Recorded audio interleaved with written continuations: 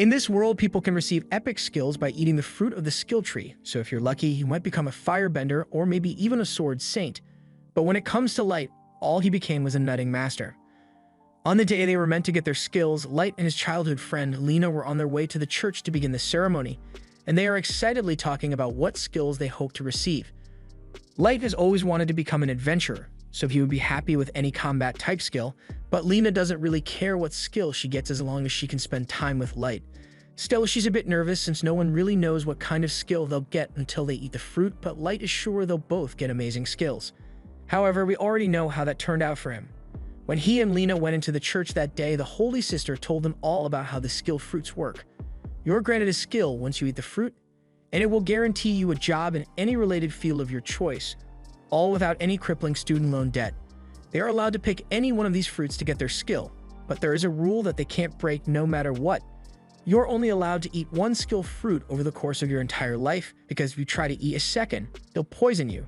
A lot of people have ended up dying because didn't like their skill and tried to eat a second fruit, so the Holy Sister wants to make it very clear that eating more than one has a 100% fatality rate. Lena is shocked to hear that the fruits are so dangerous, but the Holy Sister assures her that as long as she doesn't eat a second fruit, then she'll be perfectly fine. With the warnings out of the way, the Holy Sister tells them to begin selecting their fruit, so Lena steps up first. She takes a bite out of one of the fruits, and she immediately feels something happening to her body. There's a blinding light, and Lena's body suddenly becomes very hot, so the Holy Sister realizes that this must be the legendary Sword Saint skill. It is incredibly rare, so she never thought she would get to see someone acquire it in person. But now that Lena is officially a Sword Saint, she is destined to become one of the greatest adventurers in the country. Light is really happy for Lena, so he congratulates her on her amazing skill. But it's his turn next, so he steps up to the altar and picks a skill fruit for himself.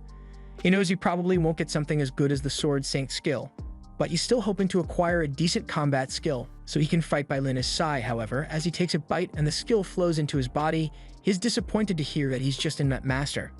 The sister tries to be as supportive as she can, but yeah, the only fighting Light's going to be doing is against the pests out in the field. Light is devastated that his dreams of being an adventurer have been ruined, so he asks if he can try again, but the sister was very clear about the 100% fatality rate, so she's not letting him eat another fruit. Lena tries to cheer Light up and tells him she'll stay in the village and grow fruits with him since she doesn't care what she does as long as they are together. But the Holy Sister won't stand for all this love and compassion BS.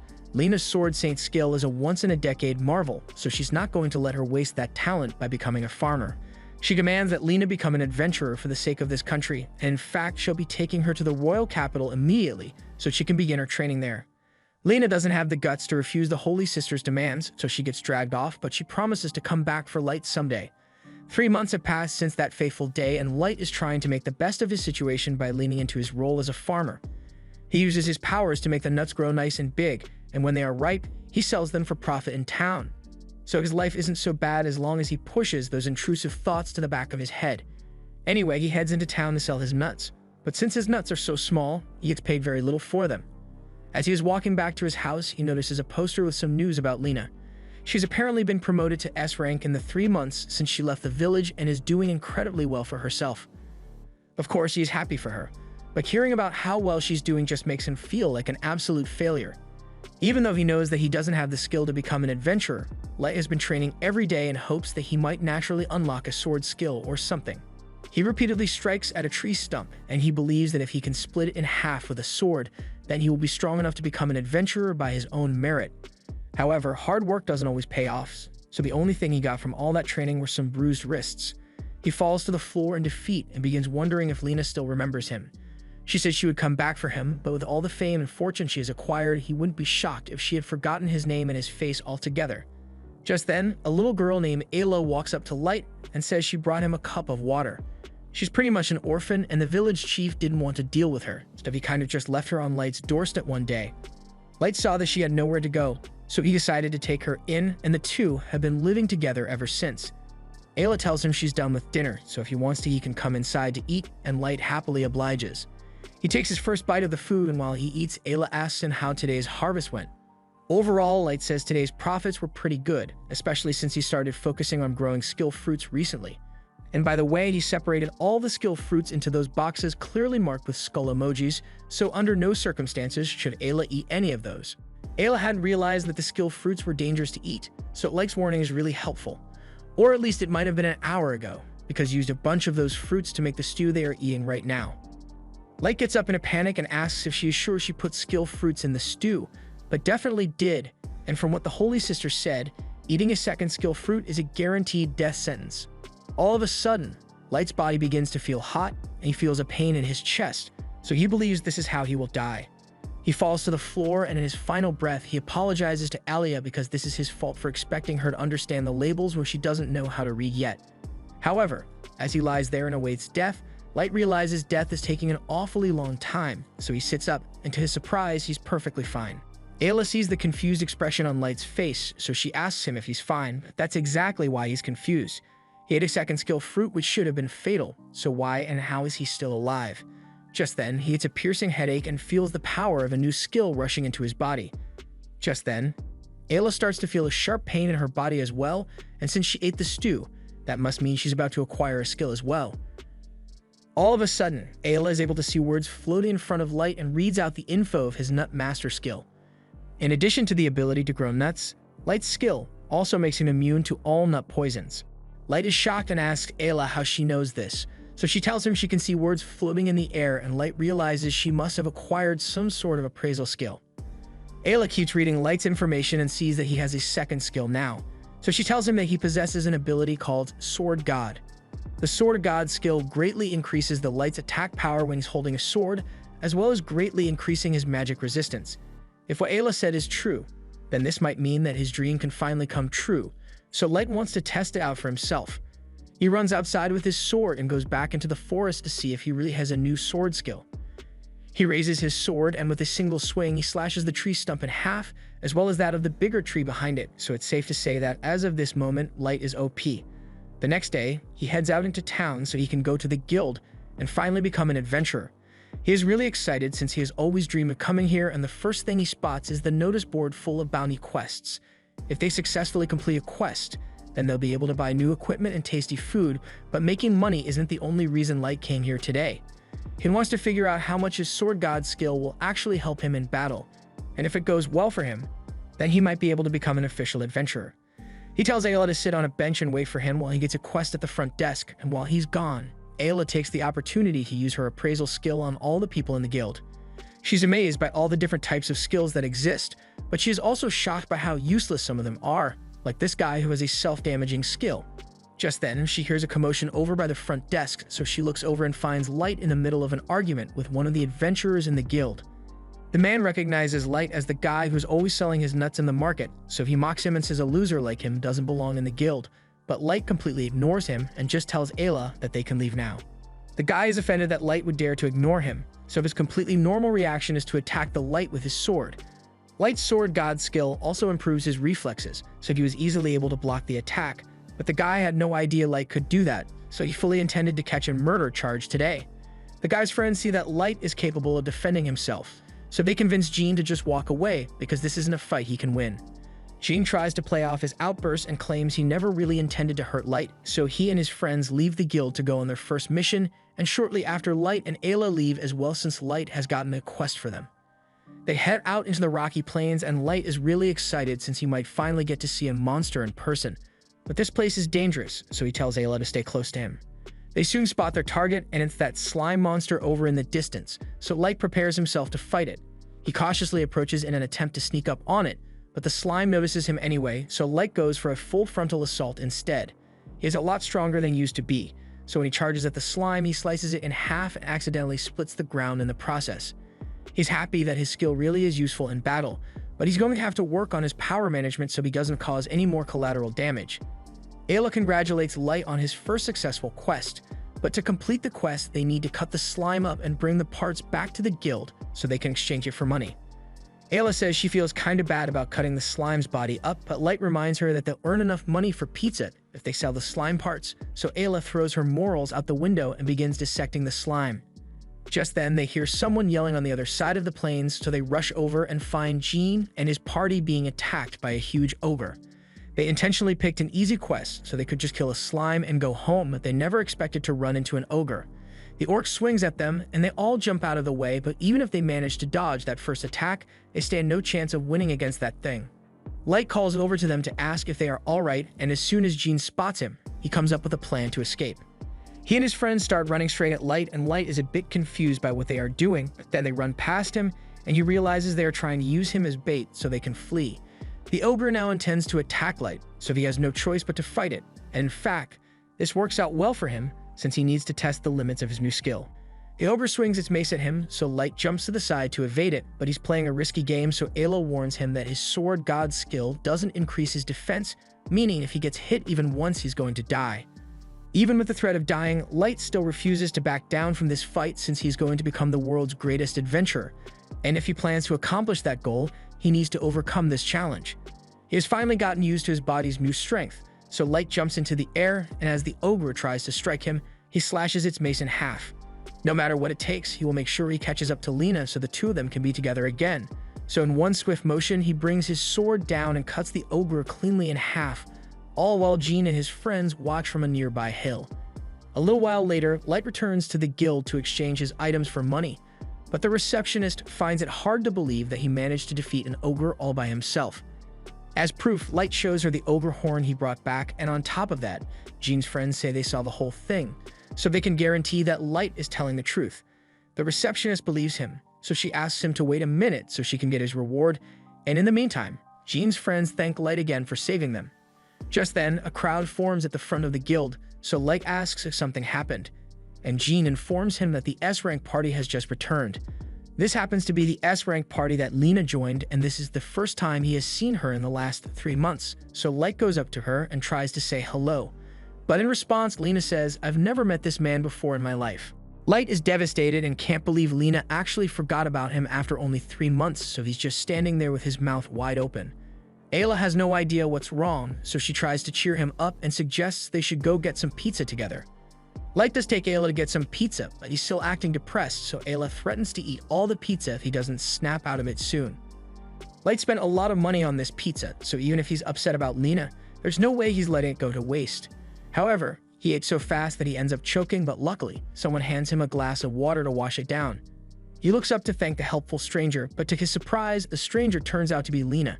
He's about to yell her name, but Lena covers his mouth and tells him to be quiet, otherwise Grouse is going to hear them. She sits down at the table, and Ayla introduces herself since this is the first time she has actually met Lena. Lena is about to ask how Light got a kid in just 3 months, but before that, Light asks her what she's doing here. To be honest, Lena was wondering the same thing about Light because she never expected to see him at the guild, so Light proudly explains that he and Ayla became adventurers. He then explains what happened with the whole skill fruit incident, allowing him to acquire a second skill, and Lena seems genuinely happy for him since this means he can finally achieve his dream. Light then asks Lena and how her time with the S-rank party Sacred has been so far, but from Lena's expression, it doesn't seem like it's been much fun. She's basically just being forced to fight with a bunch of random people that the Holy Sister selected. The pay is great, but the atmosphere is more toxic than a Call of Duty lobby, so she advises Light to stay away from Sacred if he wants to enjoy his time as an adventurer. Light still doesn't understand what's so bad about Sacred since he has heard so many good things about them, but Lena recalls an incident 2 months ago when their party was up against a giant serpent. Serpents are weak to fire, so Grouse ordered the mage to blast the serpent. However, the mage went overboard and also set fire to a nearby farm, but when Lena tried to point it out so they could stop the fire, Grouse couldn't care less about destroying a random nobody's farm. Their job was to kill the serpent, and they killed the serpent, so there's no need to concern themselves with pointless things like collateral damage as long as the job gets done. She tried explaining the situation to the Holy Sister as well, but she cared about it even less than Grouse did. She doesn't care how much property is destroyed or how many peasants are killed as long as history remembers them as heroes. She doesn't tell Light about the twisted views of her party, but Light can tell that she's unhappy with them, so he invites her to join him and Ayla if she wants. However, as much as Lena would love that, there are circumstances that prevent her from quitting Sacred. She tells Light she's fine, but he can clearly see her crying, so he knows something must be wrong. However, Lena doesn't want to drag him into her mess, so she leaves the table. A little while later, Light goes to the front desk to pick up his reward for killing the ogre, and he is given 10,000 gold pieces, which is more money than he has ever even seen. However, he isn't excited at all despite it. He is really worried about Lena, but he can't help her, unless he knows what Sacred is forcing her to do, and she won't tell him directly. Since that's the case, Ayla says he can just ask the party leader, Grouse, personally since the door to his lounge is wide open. Inside the lounge, Grouse is currently sitting with two ladies and telling them stories about his legendary battles. For instance, he tells them about his most recent battle where he and his party were hunting an evil grizzly, and to take care of it, they torched a bear with a massive inferno before Grouse delivered the finishing blow. Just then, the receptionist comes in because she has something to talk to Grouse about regarding his recent mission. The people from the village where he found the evil grizzly have lodged a complaint against him, saying that the fire attack that Sacred used caused their reservoir to dry up completely, so now they have no water. Grouse immediately dismisses the complaint and makes up an excuse, saying that a little collateral damage is inevitable when dealing with such powerful monsters. But secretly, he actually enjoys causing problems for the weaklings because he thinks they are beneath him. Light overhears the whole conversation and he is enraged by what he hears because he knows Lena would never disregard the problems of regular people like that. He demands that Grouse let Lena leave Sacred because she is clearly suffering, but Grouse doesn't take him seriously and just calls security over to have Light removed from the lounge. Ayla rushes over to Lost's side to ask if he's alright, and Lost is fine, but the other adventurers warn him that it's a bad idea to antagonize Grouse because he may be a jerk, but angering him will get you on the Holy Sister's bad side, and if she's got a grudge against you, then it's safe to say that your adventuring career is over. Later the next day, all the members of Sacred meet up in the lounge, and they are busy basking in their own greatness, but Lena thinks back to what Light told her about quitting Sacred if it was making her so upset. So she finally works up the courage and declares to everyone that she wants to live by her moral code as an adventurer, which is why she is leaving Sacred, effective immediately. She then starts walking towards the exit, but before she could leave, Grouse dashes in front of her and threatens to kill her for daring to defy him. Lena is about to draw her sword or defend herself, but she realizes that even with her sword Saint's skill, it would still be impossible for her to defeat Grouse in one-on-one combat, so she is forced to submit and takes her hand off her blade. Grouse then backhands her to the floor and begins a half-hearted speech about how she should persevere for the sake of all the people their party will save in the future. And she's going to have to keep persevering till the day she dies in battle. That same day, the Sacred Party is set to leave the town, and Lena has resigned herself to a life of being forced to work under Grouse. However, as they are leaving town, their path is blocked by Light. Grouse asks what Light is standing in their way, so Light declares that he is here to get his friend. He tells Lena that he and Ayla were planning to go hunt some monsters, and they would love to have her with them. After all, they made a promise to one another that they would become adventurers together, and he intends to keep that promise. Lena remembers the promise, and she would love to go with Light, but she doesn't have the strength to go against Grouse, so she asks Light to just leave her alone before he gets hurt. Since Lena has rejected Light's offer, Grouse tries to get him to go away, but Light hasn't given up yet. Instead, he declares that he wants to have a duel with Grouse for Lena's freedom. Grouse initially rejects the duel since he has no reason to fight a random nobody, but then Light taunts him by asking if he is scared of losing to a nobody, and Grouse couldn't let such public disrespect slide, so he ends up agreeing to Light's duel and plans to make an example out of him. But he sets a stipulation that when Light loses, he will be banned from the Adventurers Guild forever, and he will never set foot in the city again. Light agrees to those terms, but Lena tries to convince him to back out since she doesn't think he can win against Grouse in a sword fight. Grouse draws his sword and prepares to attack, but before he does, Ayla scans him and warns Light that Grouse possesses the Godspeed skill. This ability allows him to close the distance with his opponent almost instantly, so he needs to be careful about that. Light readies his sword as well, but to keep things fair, he announces that his skills are Nutmaster and Sword God. However, Grouse doesn't believe him since there's no way anyone could possibly have two skills. Grouse then closes the distance instantly to attack, and Light could barely see the attack coming, but he does manage to block it. Grouse then repeatedly strikes at Light, and Light is forced into a defensive position because he can't keep up with all of Grouse's attacks. He eventually creates some distance, but that distance is short-lived because Grouse appears behind him and knees him in the side. No matter where on the battlefield, as long as it is within range, Grouse can appear there in an instant, so there are no safe spaces for Light here. Light admits that Grouse is insanely tough, but he refuses to give up, so he charges in to attack. Unfortunately, Grouse dodges just before his attack hits, and while Light is off balance, he destroys his sword. With Light's sword destroyed, this battle is pretty much over anyway, but Grouse is feeling generous today, so he tells Lena that he will spare Light if she swears her undying loyalty to him for the rest of her life. However, Light tells Lena that she doesn't have to worry because he will find a way to win this match. Light may have been losing up till now, but Lena chooses to put her faith in him and trusts that he can win this battle no matter what. Grouse is getting sick of all this disrespect, so he plans to kill Light with his next attack. Light still doesn't have a sword though, so he looks around for a replacement and decides to borrow a broom from one of the spectators. Grouse thinks Light is mocking him, and he's kind of right since Light could have easily borrowed Lena's sword instead. Still, Light has full confidence that he can defeat Grouse with this broomstick. So he begins envisioning it as a sword and prepares for Grouse's attacks. So far, he has been falling behind because he keeps looking at Grouse's movements, but his sword god skill gives him incredible reflexes. So this time, he's just going to go with the flow and attack when the time is right. Thanks to Light's change in strategy, his body is able to react the second Grouse gets within range, so he uses the broom to smack his face so hard that he gets sent flying into a brick wall. Grouses are cold, so Light is officially the winner of their duel. And just to make the point clear, Light turns to the other members of Sacred and tells them that if they come after Lena again, then they will have to deal with him. He then turns to Lena and tells her that she is finally free, so once again he invites her to join his party, and Lena happily accepts. A week has passed since Light's duel with Grouse, and not much has changed since he's still growing his nuts, but now he has Lena by his side, so he's much happier.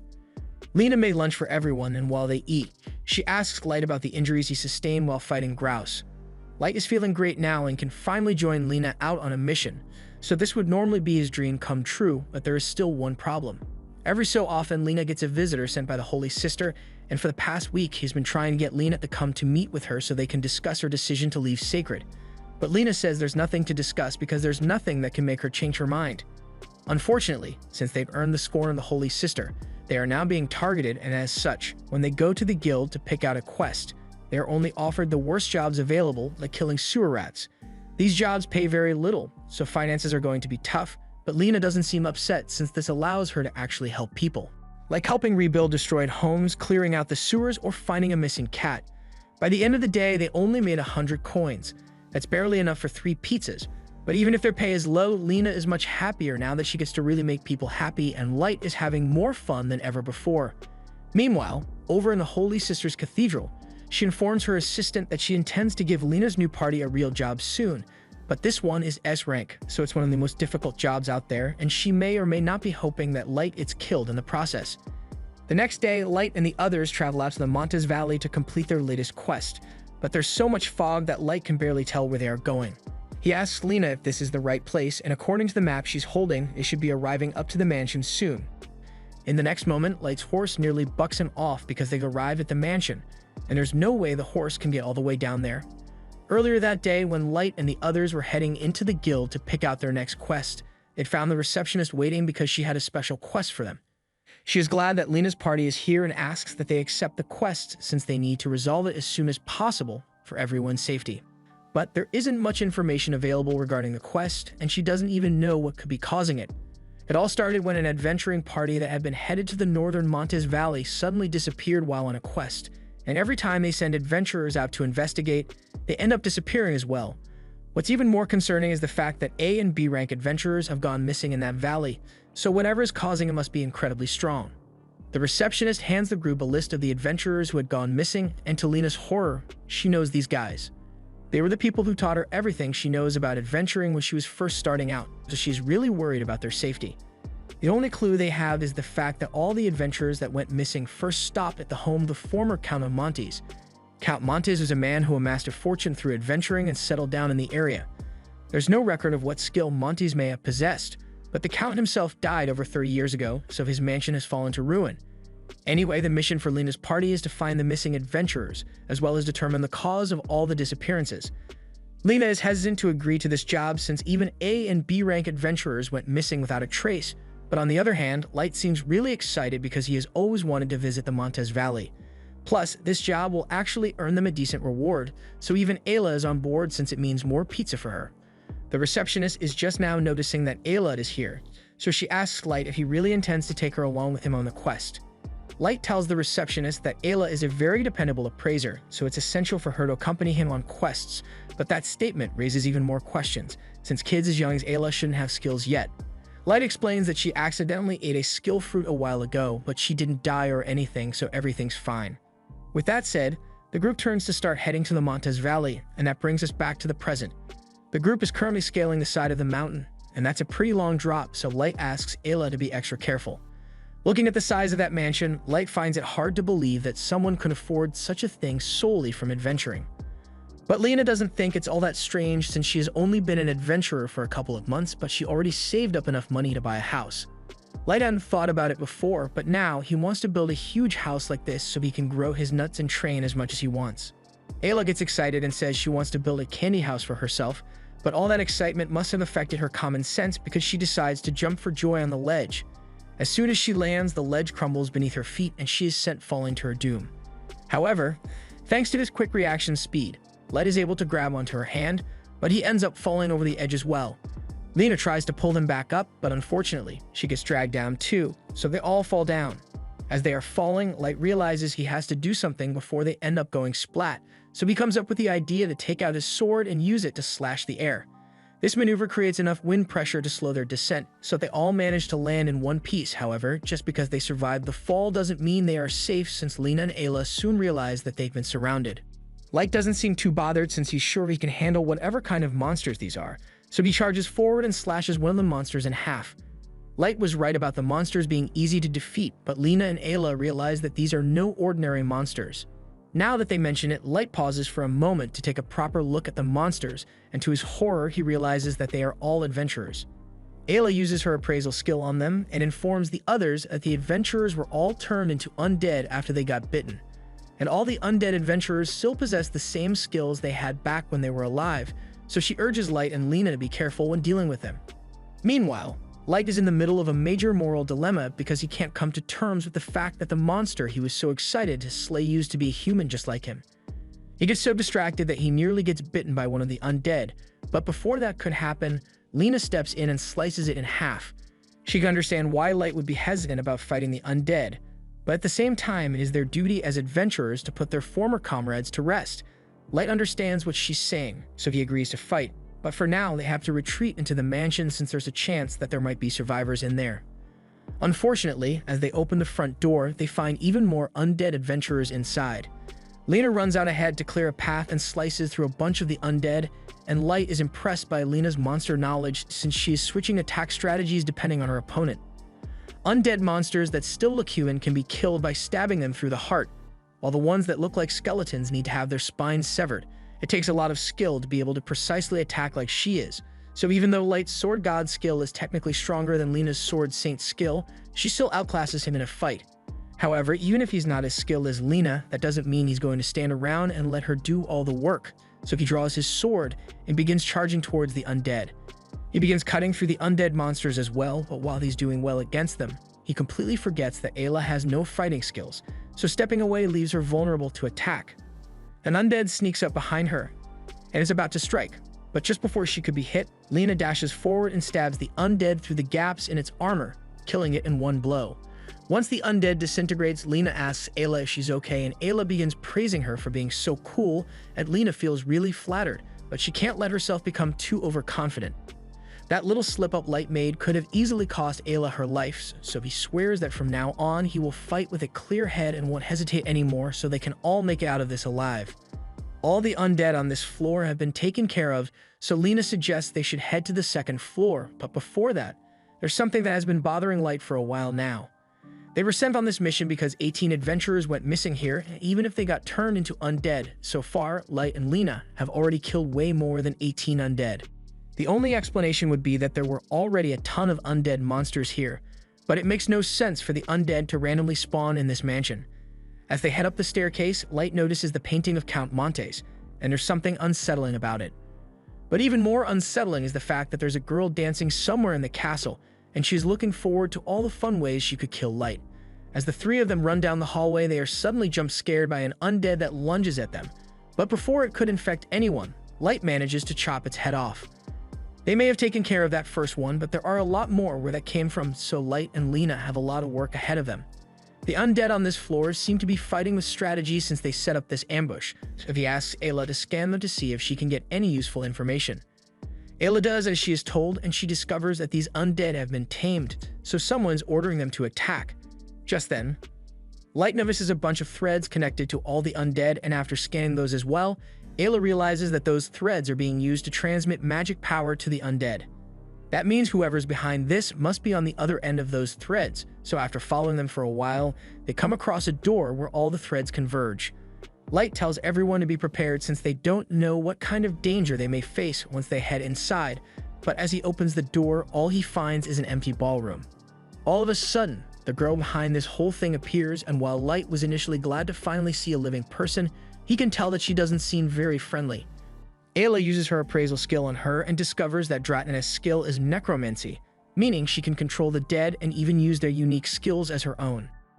Having her skill appraised so casually was really annoying, so Dratina might just take Ayla out first out of anger. Before anything happens, Light asks Dratina if she was sent here on a mission from the guild, because if so, then there's no reason for them to fight, but the girl denies it and says her only reason for being here is to kill Light. Light doesn't understand why she would be here specifically to kill him because he has never met her before, but Dratina doesn't have a personal grudge against him or anything, she was just given an order to kill him. So that's what she's going to do. Light asks her who gave the order, and it may or may not have been a certain holy sister, but Dratina isn't going to confirm anything.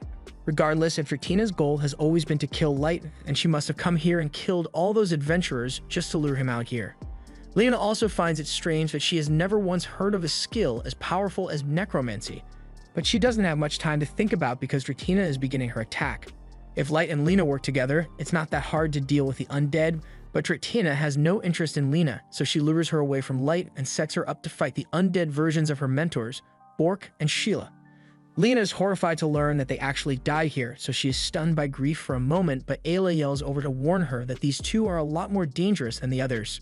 They still have full control over their skills, so Bork can grow claws to increase his attack speed and power, while Sheila can create a mirror image of herself to attack multiple times.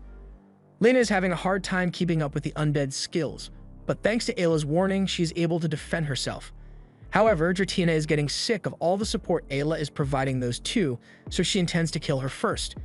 She sends an undead after Ayla, but this time Light was paying attention, so before Ayla could get hurt, he runs in and grabs her. He's going to keep Ayla safe no matter what, but fighting while protecting her at the same time isn't going to be easy. Dratina keeps sending undead after Light, and the second he takes his eyes off Ayla, Dratina tries to take her out, so he's barely able to keep up. Meanwhile, Lena is still struggling to come to terms with the fact that she has to kill her mentors. When she was first brought to the Holy City, these two were the first people to show her kindness, so she owes them a great deal. Yet now, she finds herself fighting for her life against them. As much as she doesn't want to do it, she knows that she needs to kill them so she can go help Light and Ayla. So she cuts the threads above them to release Dratina's control and prepares her sword to finish the two off. As she does this, she sees a vision of their souls, and they tell her that she doesn't have to feel guilty about finishing them off because it's the right thing to do. So with a heavy heart, Lena raises her sword and cuts the two in half. Meanwhile, Light is still struggling to keep both himself and Ayla safe because no matter how many undead he cuts down, more just keep appearing. Just then, Light realizes that something is off since there's no way Dratina just has an infinite supply of undead. To confirm, he asks Ayla to check if Dratina has the ability to create undead, but from what Ayla can see, Dratina can't do that. She can only control the pre-existing undead. Since that's the case, Light asks Ayla to take a closer look since there has to be some kind of secret behind her army of undead. Dratina is impressed that Light managed to figure out that she has a trick up her sleeve, but she can't let Ayla figure out what her trick is, so she intends to take her out immediately. Light refuses to let that happen, so he destroys the undead that was attacking Ayla.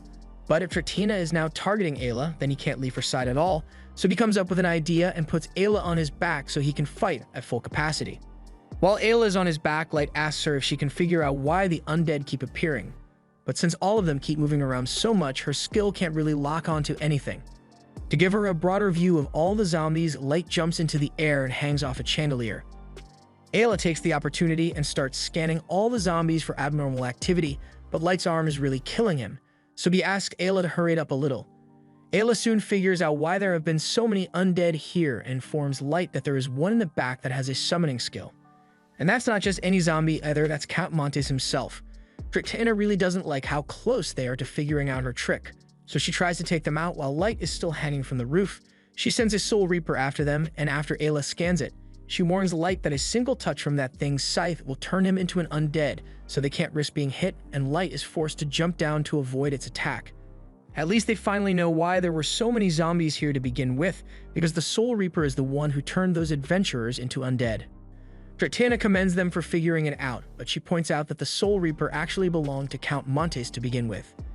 It's honestly ironic how a hero as great as him fell victim to his own Soul Reaper. And then when any adventurers would come to this mansion to investigate, they too would get turned into undead.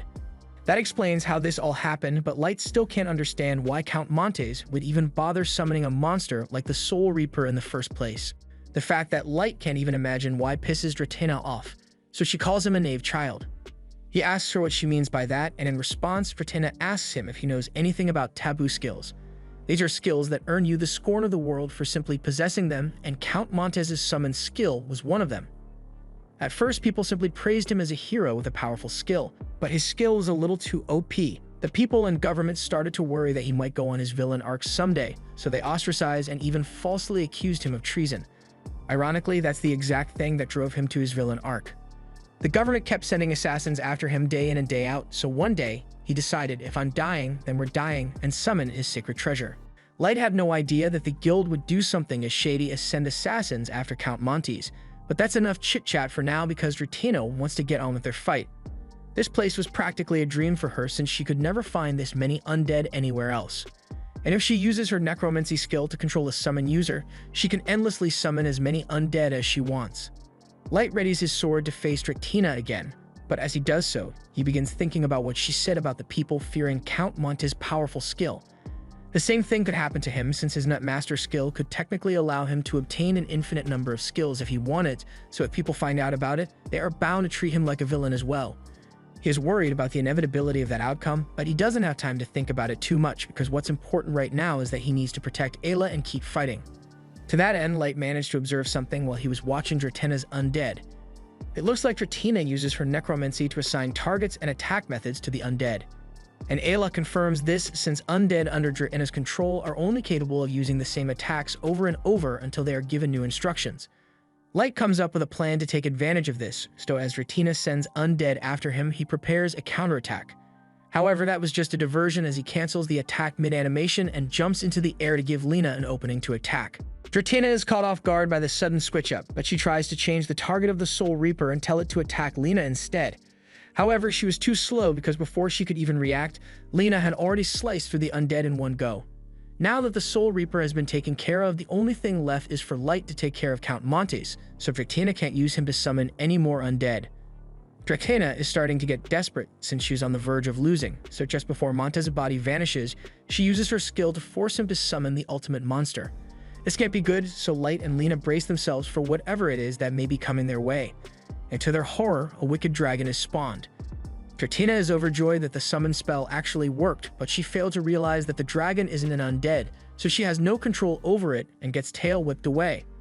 Lena can't believe she's actually seeing a wicked dragon in person, because these things are so strong that even S-rank parties don't dare to hunt it. Light says he is sure they can manage to defeat it if they combine their attacks, but Ayla puts a stop to that idea because the dragon is completely resistant to all slashing attacks. Even though the one with the appraisal skill clearly just warned him, Light still thinks his sword god skill will give him an advantage, so he jumps into the air and attempts to slash the dragon. However, his sword ends up shattering as a result, and he nearly gets hit with a face full of dragon's breath, so when he lands, Ayla yells at him for not listening to her. There aren't many options left, and the second they turn their backs to the dragon, they are bound to get attacked. Lena is starting to think about sacrificing herself to make sure Light and Ayla can get out of this alive, but luckily, Ayla has a better plan in mind.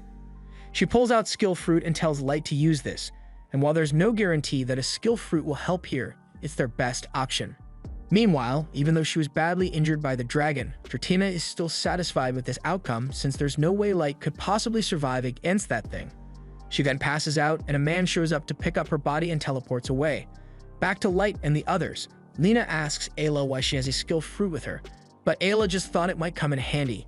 And with the threat of the wicked dragon, Light acquiring a new skill is the only chance they have of winning. Lena can't believe Light is serious about eating another Skill Fruit, but he says it should be fine since he is immune to the poison. Be that as it may, Lena still thinks it's risky since having no idea what kind of skill Light might acquire. For all they know, he might gain a skill that interferes with his sword god skill. But even so, they are going to die if he does nothing. He takes a bite of the kill fruit, and his body begins burning up as he acquires a new skill, and he falls to the floor. The dragon starts attacking, so Lena is forced to defend Light until he gets back on his feet. Eventually, the side effects of the skill fruit wears off, so Light asks Ayla to appraise him, and as she does, she informs him that his new skill is something called bug resistance. Light is disappointed and asks if his skill classifies the wicked dragon as a bug, but nope, bug resistance only works on actual bugs. On the bright side, he's never going to have to worry about mosquitoes again though. Lena is still doing her best to hold off the dragon, but she won't last much longer, so Light asks Ayla to give him 2 skill fruits at once. Ayla doesn't think that's a good idea since there's no telling what could happen to his body if he eats 2 at the same time, but Light thinks this is necessary to improve his chances of getting a good skill. He takes a bite out of both skill fruits, but to his dismay, in the first skill he gets is called Cat Charmer, so it just makes cats like him, and the second one is called Weapon Durability Boost, but that's useless to him now since he already broke his sword. And on top of him not getting any useful skills, eating 2 skill fruits at once had adverse effects on his body, so if he doesn't get a good skill on the next attempt, he's not going to be able to move anymore. At this point, Lena is starting to wear herself out, and as she goes to attack the dragon again, her sword shatters and the dragon whips her into a wall, so she's pretty much down for the count now. Light sees her in trouble, so he takes a bite of yet another skill fruit and hopes that this one actually gives him a useful skill. And luckily, this one seems to be decent. As the dragon is closing in on Lena, Light throws a rock at its face to get its attention, and once the dragon is focused on him, he is prepared to confront it with his new skill. Lena asks Ayla what skill Light acquired, so Lena tells her that his skill is called Sleep Pixie. It gives him control over a cute little pixie, and anything that inhales the pixie's dust will fall asleep. Light activates the Sleep Pixie and sends it at the dragon. But while the dust is effective, the dragon is really fighting to stay awake. At this distance, the dosage of pixie dust isn't strong enough to force the dragon to fall asleep, and according to Ayla, Light's pixie can only fly up to meters away from him, so he needs to find a way to get close to the dragon's face. He comes up with an idea and picks up his broken sword so he can activate his Sword God skill. He then throws the blade at the ceiling to cause the roof to collapse, and as the rubble falls to the ground, he uses it as stepping stones to get up to the dragon's face, at which point he unleashes the pixie dust again. And this time, the dragon is knocked out cold. Now that the dragon can't attack them anymore, Light says they should hurry up and get out of here, because the building is about to collapse. They make it outside just before the mansion comes crumbling to the ground, and now that they are safe, Lena asks Light if he's alright after eating all those skill fruits. Light tells her he's fine since he doesn't want Lena to worry about him, but he is clearly out of breath, so something is definitely wrong. The group rides back to town on their horses, and Light is fighting just to stay conscious at this point, so by the time they finally reach the city gates, Light's body finally gives out and he collapses to the floor. Meanwhile, the cloaked man brings Ratina back to the Holy Sister, and he is about to leave. But just before he goes, the Holy Sister asks him what he thought of Light after spying on him. The man tells her that Light is a lot stronger than he thought he would be, especially since he managed to defeat a dragon, but the man doesn't think Light poses a threat to the Holy Sister's plan. The Holy Sister hadn't expected Light to be so powerful, because the level of strength he has shown is on par with the a priori, and it seems like there's something else that's special about Light, but either way, she has big plans for him in the near future. This was the end of episode 4. Subscribe to not miss the next part.